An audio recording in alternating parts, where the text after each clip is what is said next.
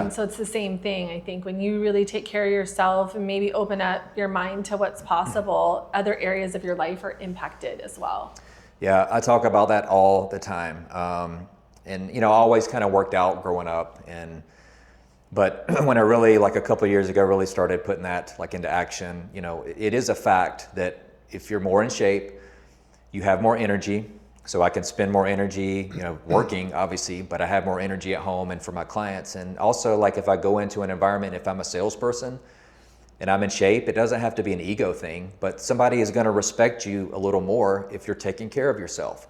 100%. So a lot of our transactions on the technology side, it's high ticket tech. Like, we could be talking $100,000, $200,000, $300,000, $400,000, $500,000 for a big video wall, a screen that might be larger than this wall. Why would somebody give you $200,000, $300,000 if you look like you're not taking care of yourself? Yeah. Now, I'm not saying that you can't be out of shape and like make money and even be in sales.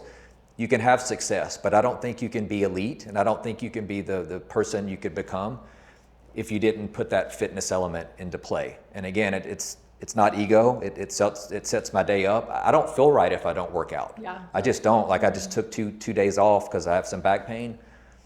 I felt deflated, not like physically, but I'm like my mental, like getting up out of bed. I'm so used to like having a little breakfast and doing my devotion and getting out the door. Yeah. My whole day was wrecked because I couldn't go get that, what I get out of the gym. So I feel like the fitness is super important. Almost every single successful business person that I know of that's in really good shape says the exact same thing. Yeah. Because people are making judgments, whether they think they are or not. Sure. They're doing it. Yeah. And it's real. It absolutely is real. Yep. You walk into a room, if you guys are, trying to sell a home and I'm trying to sell technology, you're judged right away, and that's just the reality. Yeah. And it's about qualifying ourselves as much as it is the client. I talk a little bit about that too. Sometimes we have to check ourselves as we go into a room. Are we in the best, whether it's shape, are we in the best place mentally? Like, did I let the traffic that I just encountered on the way here, did I let my previous meeting interrupt my energy that I came in with? So it definitely is an energy thing. Mm-hmm. And you're going to pay for that now or later. People say, I don't have time. But like, when are you going to have time? Like, if you're 60, 70, 80 and you're not working out, you're losing bone density and you lose, you're going to wish that you put the time in now. That's why the no pain, no gain thing exists. Like, I was at a signing appointment last night and I started to yawn. And I realized I'm sitting still for the first time today. Yeah. And I'm in trouble come 4 o'clock if that happens. So I immediately had to get my energy level figured out because I didn't want her to think that I was just Yeah. So motion creates energy. Yeah. That's the whole thing where people are like, I don't feel like I can work out, or like it's it's too much energy, or like it's too much effort. Yeah. But that effort creates the energy you need. It's like, so I'm a 5 a.m. person. So I'm up at 3:45. I like to have time in between. What time do you start to wind down at night where you get tired? It's like you just said, like if I sit in the chair watching TV, I could be out at 7 p.m. or earlier. My family's like, what are you doing? Like, you old man. how do you get up so early and like you're passed out? I'm like, it's energy. So I have to be up doing something in the kitchen or picking up cleaning, or maybe we watch a show together. You were talking about money. So I read this book one time. I think it's called The Money Blueprint, T. Harv Eckert. Okay. And he said that everyone has a blueprint of money, like some sort of belief in money and how it works. Mm. And he said, in a 10-minute conversation, I can tell you your entire financial future because of how you speak about money. Mm. And you were talking about the limitations that we put on it. I've felt that before. And there's a paradigm shift that we have to figure out if we want to get to that next level, whatever that is. And I think we all have it. It's just we don't know it. Yeah. I think we have that in every area of our life. Going back to the health thing, I think we have that in our health thing too, right? Sure. Like, it's just my genetics, or it's just this, or it's just that. And it's like, at the end of the day, you can make a choice. There's a lady that we work out with, and I see her come in and I'm seeing the improvements happen in her. And I think it's amazing that she comes faithfully, and it's probably a little bit harder for her to work out, right? But she's there, and I'm like, just now the other day I was like, wow, she's shrinking, right? And good for her for still being here. She has to modify a lot, but it's like that movement, getting out and doing it. I'm so proud of her. Yeah, I mean, you got to start somewhere. I mean, I say this one all the time too, like the heaviest weight at the gym is the front door, like just getting there and getting in every day. Like I heard a story recently where there was a guy that like he would go into the gym, he just started his whole thing, like was just getting going, and he would go in for like 5 or 10 minutes and he would leave. And everybody's like, what are you going to accomplish in 5 minutes, dude? Like you can't even like do one setup. So he was kind of being made fun of. But he was setting himself up the discipline of actually getting up early, driving to the gym, going in, knowing that he's scared and he doesn't really know the equipment and what to do, and he's freaked out about where he is in his life versus maybe everybody else. It's he's judging his progress on somebody else. But that's his thing. He had to mentally get set up for that discipline of going, and I think that definitely plays into business. Setting a schedule and getting out early. We were talking about this, I think, last episode maybe, where this guy would just get his shoes on and go to the gym and just walk in the door and turn around and walk out. Yeah. He did it over and over Yeah. and over to build that muscle. And then eventually he's like, okay, I'm there. I might as well work out. Yeah. So, same thing. So that's an important part for you, Frank, in your life and a discipline, right? Is that health component, making sure that you're getting a good workout in. What are some other things that you would say you kind of live by, and these are, I'm not going to compromise on these? Definitely the faith thing. So faith, fitness, mindset is kind of part of my personal brand.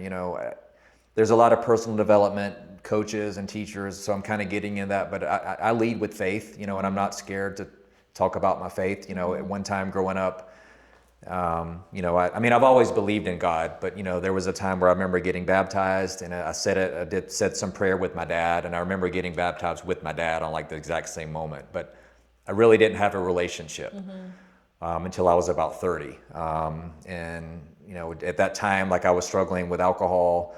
My mom had just passed. I lost my mom and grandpa that I told you about a minute ago, kind of like within the same few months. And I was just like struggling with a lot of stuff. I actually called off my wedding. Like I broke up with my fiance, who's now my wife. So we worked it all out. It was just pretty in a low place, and it was God trying to get me ready for my life and really to get married in the right way to become a believer.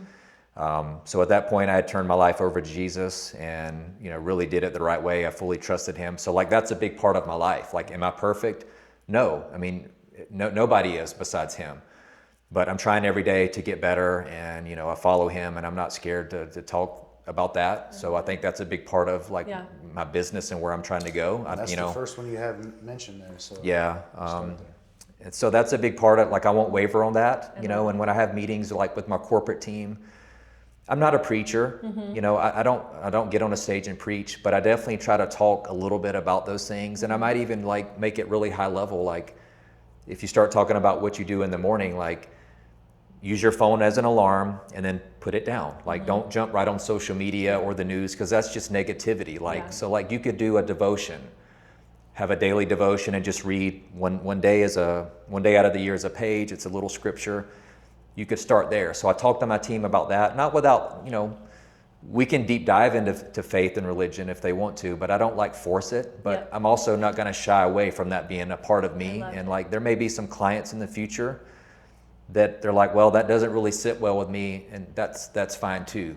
God will provide my clients and the people that I need to help. That's a big part. I love that. I think, it's a big part for us as well. And I love that because it is, at the end of the day, truly what really matters, right? Is that relationship at the end. And when we die, we have to worry about where we're going to spend eternity. So I think it's great here to do well in business, and we should, right? The Bible tells us to do what we do and do it well, especially taking care of the gifts that he's entrusted us with, right? The talents and the gifts, and using them for his glory. So I think that's amazing. And bringing that component to the people that you work with is awesome. And being authentic and true to who you are. Knowing who you are. Right. And willing to do that. And it, not everybody is on the same page. I've had people, I don't want to say criticize, but I've done presentations and I've kind of gone really high level, and I've had people say, be careful, like when you're talking about that and sprinkling that. And there's probably years ago where that would have bothered me. It might have even like shut me down in some ways, but it only fuels me. Like it's almost like you shouldn't care. Like you should care, but we also shouldn't care so much about what people think, especially if we're being truthful. and putting something like that out there. So For sure. that happened to me recently, and it kind of fueled me even more to like keep going and like not worry about what people think. In a corporate setting, you've got a boss, right? Yeah. And they've got a boss. Yes. And you don't get to call all the shots, so you have to play that game, right? Sure. Yeah. But we also have to play that game to a certain extent. We don't have a boss necessarily, but we have customers. Sure. So for every one that you offend by being who you are, hopefully you're gaining 10, right? The concept there. So that's a challenge, I think, for all business owners. Yeah, I agree. But I think that's what's awesome about today's world is that we get to show up online and in social media as who we are authentically. And then I think you attract those types of people that are similar and like-minded. And who doesn't want to work with like-minded people, right? So it makes it better. Versus trying to be something you're not or trying to squash who you really are. That's not authentic. And I think that's not you're gonna attract either the wrong kind of people or you're not going to be happy because you're working with people that aren't like-minded. Yeah. And not that we all have to, and that's the other thing, right? It's not like we all have to be believers, not at all, but you don't want to like quench your light just to make somebody else happy. Yeah. Right? Agree.